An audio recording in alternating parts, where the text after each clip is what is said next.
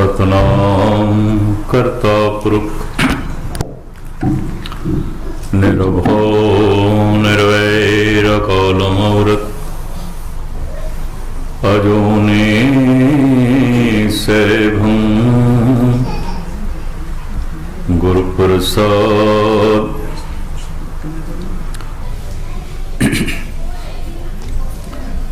गुरु रूप साध संगत जीओ, फतेह प्रवान करनी। वाहिगुरु जी का खालसा, वाहिगुरु जी की फतेह। हरि जस कीर्तन राही आप सरवण कर रहे सी, बड़े सुंदर अंदाज दे और नवीन स्टाइल दे। थोड़ा जिहा समा आप जी का लेना। एक विचार चल रही सी, गालबन एक हफ्ता हो गया। मनुख नूं जिहड़ा मनुख कहंदे ने, मनुष्य कहंदे ने, मन करके कहंदे ने। मन तो जो थल्ले दी दुनिया है वो पशु है। मन तो जो उपर उठ जाते ने उन्हां नूं संत कहंदे ने, भगत कहंदे ने, ब्रह्म ज्ञानी कहंदे ने, ईश्वर का रूप कहंदे। मनुष्य विचकार है, पशु पछड़े हुए है। पशु का मतलब ही है जो पीछे है। संत जो शिखर ते, चोटी ते। हुण ध्यान नाल सुनना, पशु सुख दे जी रहे हैं, संत आनंद दे जीवंदा है, दुखी केवल मनुख है। परेशान बेचैन केवल मनुख। कोई चिंतातुर है तो समझ लेना चाहिए मनुख है। परेशान है मनुख है। समस्यावां दे जी रहे है मनुख है। समाधि दे जी रहे है संत है।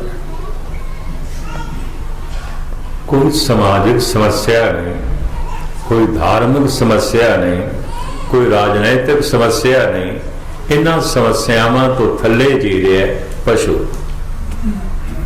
पशु की कोई सामाजिक समस्या नहीं, पशु की कोई राजनैतिक समस्या नहीं, पशु की कोई धार्मिक समस्या नहीं,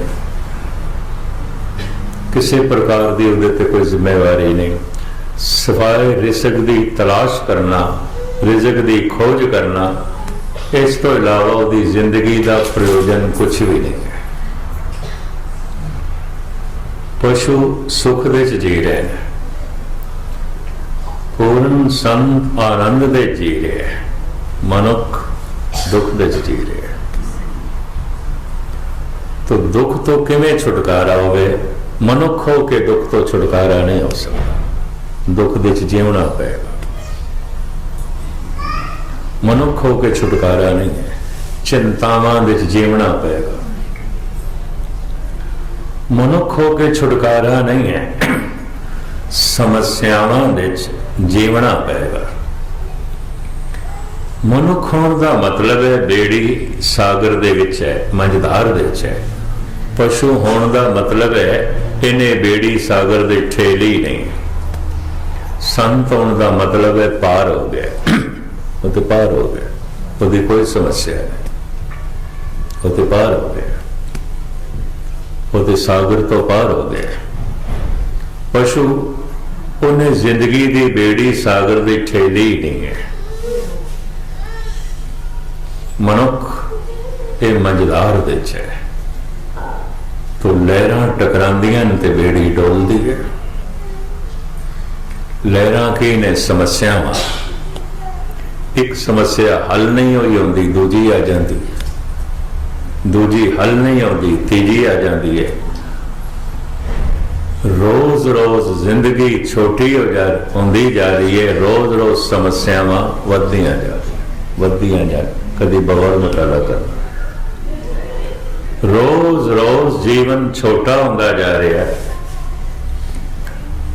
रोज रोज समस्यावां वध रही हैं, समाजिक परिवारक, आर्थिक, शरीरक, मानसिक और फिर धार्मिक ते राजनैतिक, पता नहीं कितनियां समस्यावां कोई एक है सागर दे कोई एक लहर आउंदी है, कितनियां लहरां बेड़ी नाल टकरांदियां।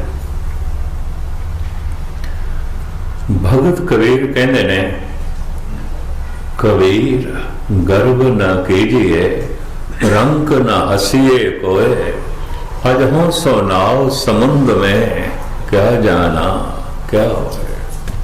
अजे तो असी समुद्र विच पार नहीं होए, पार हो गए तो फिर गल खत्म। पार जो हो गया ना पारग्रामी कहते। कबीर कहते अजे तो जिंदगी की बेड़ी सागर विच है, अजे तो समस्यावां ने, तरह तरह दी समस्यावां ने। पशु की कोई समस्या नहीं, उस समस्यावां तो थले जी रहे, कोई समाजिक जिम्मेवारी नहीं, कोई नो उसने लियानी नहीं, कोई दूध दही उसने लेनी नहीं, कोई बच्चों की समस्या नहीं, कोई परिवारिक समस्या नहीं, कोई राजनैतिक समस्या नहीं, ना कोई उसने नाम जपना है, ना कोई सवेरे उठ के बंदगी करनी, कोई उसकी धार्मिक समस्या भी नहीं है। समस्यावां तो थले जी रहे है पशु, सुख दे जी रहे है। समस्यावां तो ऊपर जी रहा है संत, आनंद दे जी रहा है। मनुख दुख दे जी रहा है क्योंकि समस्यावां दे जी रहा है, बेचैन है, दुखी है। हर मनुख का चेहरा दसदा कोई ना कोई चिंता है, हर मनुख दी अखां दसदियां कोई ना कोई परेशानी है, हर मनुख की तर्जे जिंदगी दसदी है कोई ना कोई औकड़ है। और गुरु नानक ते मनदे ने सारे जगत दे स्वाए दुख तो और कुछ नहीं, बाली रोवे नाए बता, नानक दुखिया सब संसार। तो फिर इस तो छुटकारा किवें होवे? या तो ऊपर उठ जाइए, संत बन जाइए, या फिर थल्ले चले जाइए, पशु बन जाइए। गुस्ताखी माफ, मनुख पशु हो सकता है, मनुख संत भी हो सकता है, मनुख मनुख की तरह भी जी सकता है, पशु केवल पशु की तरह जी सकता है, मनुख की तरह ने। संत केवल परमात्मा की तरह जीवता है, ईश्वर की तरह जीवता है, वो तो ईश्वर का रूप है, उन्होंने थल्ले आने की लोड़ है। मनुख है ये पशु की तरह भी जी सकता है जो पछड़ जाए, ये संत की तरह भी जी सकता है जो ऊपर उठ जाए, ये मनुख की तरह भी जी सकता है ना पीछे जाए ना ऊपर उठे। पर जो मनुख की तरह जीवेगा तो बेचैन, परेशानी, दुख, संताप, कलेश। फिर हर युग दियां अपनियां समस्यावां होंदियां ने। महाराज कहने ते योगी कलाली योग है। हर मनुख विचारां दियां ऐसियां छुआवां बाहर छोड़दा है, गलत, जिन्हों ओरा कहते हैं, आभा कहते हैं। हर मनुख की अपनी आभा होंदी है। जिस मनुख की सुरत शब्द नाल जुड़ गई है, विचारक कहते हैं उसकी आभा घट तो घट 10 किलोमीटर तक प्रभावित करेगी। कहना तो नहीं चाहिए सी। 2-3 साल पहले एक सज्जन मैंने मिलया, 2-3 दफा चानना हो गया सी। मैं उन्होंने कहा सी वाहिगुरु मंत्र इंज जपिया। फिर परसों आया मेरे कोल भैन संत कौर मेरी बैठी हुई सी। कहने ज्ञानी जी सुरत शब्द नाल जुड़ी तो मैं 4-5 फुट ऊपर उठ गया, तो मैं तो घबरा गया, एक ही हो गया, कोई मेरा सिर ते नहीं फिर गया, इन्ना मैनू डर लगया। मैं फिर थल्ले आ गया। उस दिन तो बाद मेरी खेड नहीं बनती पई। आपकी ज्ञात लई अर्ज करा। सब तो पहले न्यूटन ने खोज की थी जमीन हर चीज को अपनी तरफ खिंचती है। खिंचदी है। उन्हें दरख्त तो गिरदे हुए सेब नूं देखिया, ये सेब थले गिरिया, ऊपर क्यों नहीं गया। जमीन खिंचदी है, हर चीज नूं खिंचदी है। भारत के अवतार गुरु पीर पैगंबरां दी समझ दे च आया, ये जमीन सिर्फ पदार्थ नूं नहीं खिंचदी, सिर्फ मनुख के तन नूं ही नहीं खिंचदी, मनुख की सुरत नूं भी खिंचदी है, थले गिरांदी है। अगर कोई नाम जपदा है, सुरत ऊपर उठती है तो थले कौन गड़ांदा है। अगर धन की याद आ गई है तो धन तो जमीन चो ही आता है, और कितों आता है, सब कुछ जमीन देती है। रूप जमीन का हिस्सा है, धन जमीन का हिस्सा है, जो कुछ असी खाते हैं, हंडाते हैं, वरतते हैं, सब कुछ धरती तो आता, और कितों आता है, जमीन खिंचती है। मनुख की सुरत नूं भी खिंचदी है।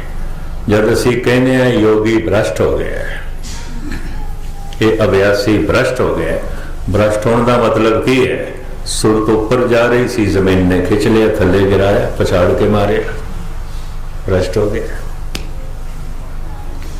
जमीन हर चीज नूं खिंचदी है, मनुख की सुरत नूं भी खिंचदी है। कहते ने जमीन की कशिश का दायरा, खिंच का दायरा कोई 400 मील तक है। उस तो ऊपर जड़ी चीज चली जाए फिर जमीन नहीं खिंचती, नहीं खिंचती, ये जमीन नहीं खिंचती, फिर वो ऊपर की कशिश दे चली जाती है। महाभारत का एक प्रसंग है, दसम ग्रंथ धन गुरु गोबिंद सिंह जी महाराज ने दर्ज किया है उसनों, कृष्णा अवतार दसम ग्रंथ रामा अवतार है, कृष्णा अवतार। तरा तीर के भीम हस्ती चलाए, फिरे मद गहने अजोलो न आए।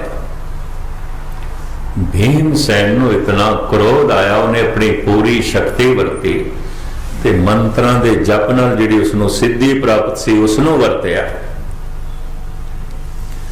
विरोधी जिहड़े हाथी ते बैठे सन, उन्हें हाथी नूं हथ नाल चुकिया ते उपर मारिया। इंज महाभारत की कथा है। हाथी जमीन की कशिश दे दायरे तो ऊपर चला गया, अजे तक नहीं आया। कलगीधर पातशाह भी इस तरह लिखते हैं, बोल फिर सुन लेना।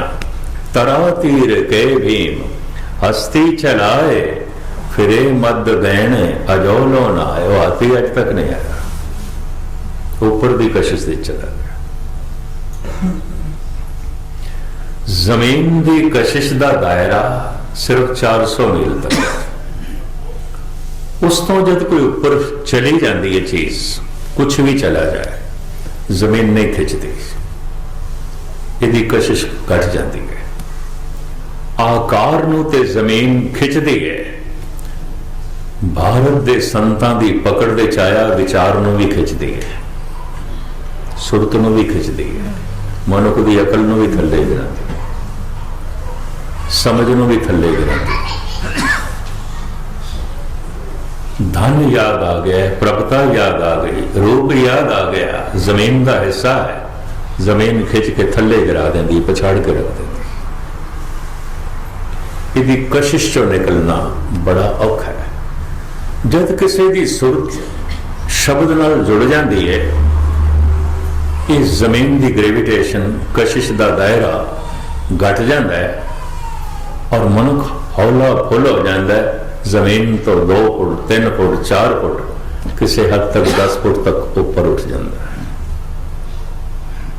मैनू कहना नहीं चाहिए, एक सज्जन थोड़े इत्थे ही सी, बड़ी खेड बन गई उसकी। इस तरह के मैं अपनी जिंदगी 15-20 देखे।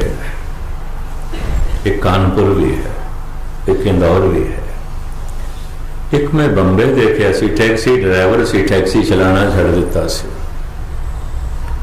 फिर वो चला गया होशियारपुर तो किधरे आया सी। बड़ी खेड उसकी बन गई। उसकी पत्नी डर जाती सी भी ये पहले तो सिर छत नाल जा लगता है, ऊपर उठ जाता है। की होंदा है, जमीन की कशिश घट जाती है, शरीर हल्का हो, जमीन खिंचती नहीं, उस ऊपर उठ जाता है। वासना है पदार्थ दी, पदार्थ सब धरती है। वासना है रंग रूप दी, रंग रूप सब धरती है। वासना है धन दी, धन सब धरती है। जमीन खिंचती है, मनुख की सुरत नूं भी खिंचती है, मनुख के ध्यान नूं भी खिंचती है। जब ये वासना मनुख के अंदर नहीं रह जाती तो जमीन का खिंचाव उस मनुख दे घट जाता है। अजे साइंस इसनूं पकड़ेगी, साइंस की समझ अजे गल नहीं आई, इतनी तो आई है कि आकार नूं खिंचती है, हर चीज नूं जमीन खिंचती है, पर मनुख के विचार नूं भी खिंचती है। बड़ी उच्ची सोचने वाला सी थले आ गया, बड़ा वड्डा गुरमुख सी मनमुख हो गया, बड़ा वड्डा सदाचारी सी दुराचारी हो गया, बड़ा वड्डा शांतमई सी क्रोधी हो गया। खिंच लेंदी जमीन, थले पछाड़ के गिरा देंदी है।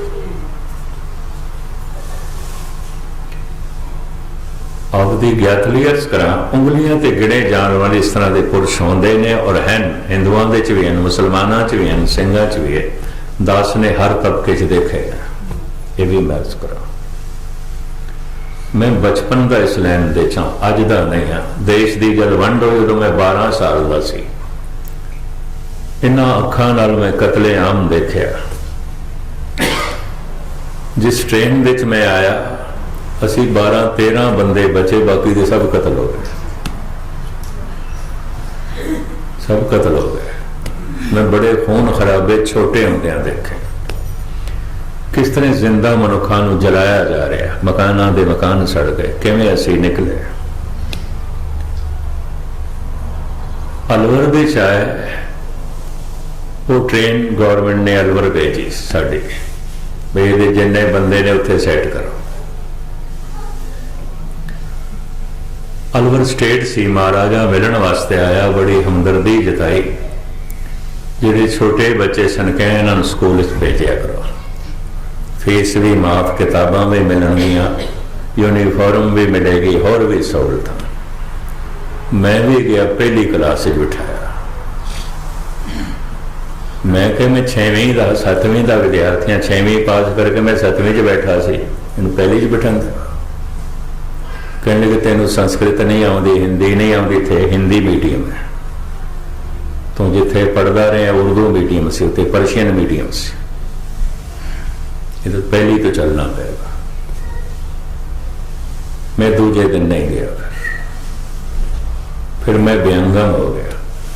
एक लौथा लड़का सी तो मैं निकल गया। मैं बड़िया ठोकरा फिर खा दिया, फिर साधुआं के चक्कर च मैं रहा, और मैं फिर बड़े बड़े साधु देखे। मैं निर्मलियां नाल रहा, उदासियां नाल रहा, बैरागियां नाल रहा।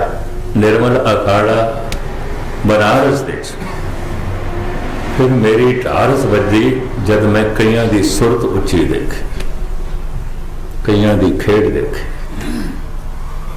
कईयां दी साधना नूं भाग लगदियां देखे। मैं खेड है ते सही, सागर विच ते कदी कदाई कोई कद किश्ती डुबदी है, बाकियां ते पार हो जांदियां ने, पर संसार सागर दे ते जिंदगी दियां बेड़ियां बहुतियां डुब जांदियां, कोई कद पार होंदी है। तो इस तरह दे पार होए पुरुष मैं देखे। टारस बची है ये भी एक दुनिया, क्योंकि फ्रंटियर का इलाका धार्मिक इलाका सी। बच्चा सवेरे जपजी साहब का पाठ पूरा ना कर ले तो रोटी नहीं मिलती सी, ये भी मैं अर्ज कर दिया। शाम नूं गुरुद्वारे गया नहीं, रहराज साहब दे शामिल नहीं हुआ। एक एक पंक्ति रहराज साहब की पढ़ती सी सारी संगत लैन ला के, शामिल नहीं होया, रोटी नहीं मिलती सी। बड़ी सख्ती सी उस पासे, बच्चियां नूं बड़ी हिदायतां होंदियां सन। तो धार्मिक संस्कार ते है सन। इस हिसाब नाल मैं इस तरह की दुनिया देखी है, और इस देश दे भी कुछ बंदे देखे। एक बंदा मैं कनेडा च भी देखा, वैनकूवर दे, हो सकता किसी होर शहरों च भी होवे, पर सिंघां दे मैं कनेडा च भी देखा। एक देखे, भावें आबादी बहुत वड्डी है, अमेरिका च मैनूं देखण नूं नहीं मिलिया। हाँ, रोशनी हो गई, झलक मिल गई, इस तरह के एक दो जीवड़े देखे। लेकिन कशिश इतनी घट गई, सुरत इतनी ऊंची उठ गई, और जमीन की कशिश ही नहीं रही, ऊपर उठ जान। इस तरह के लोग देश दे ते अजे काफ़ी तादाद विच ने, विदेश देश भी टावां टावां कदी कदी। उस मित्र नूं मैं कहा, तू जिहड़ा डर गया ना, कीता कताया, तू कई महीनों का गवा छड्या। आपदी ज्ञात लई अर्ज करा, जब सुरत शब्द नाल जुड़न लगती है तो पहले इंज प्रतीत होंदा जिवें मौत आ गई। पता है क्यों? पुराना सारा ढांचा खत्म होता है, पुराने सारे संस्कार खत्म होते, नवा जन्म होता है। उन्होंने इस वास्ते कहते हैं द्विज हो गए, दूजा जन्म हो गया, पहली जिंदगी मिट गई, खत्म हो गई।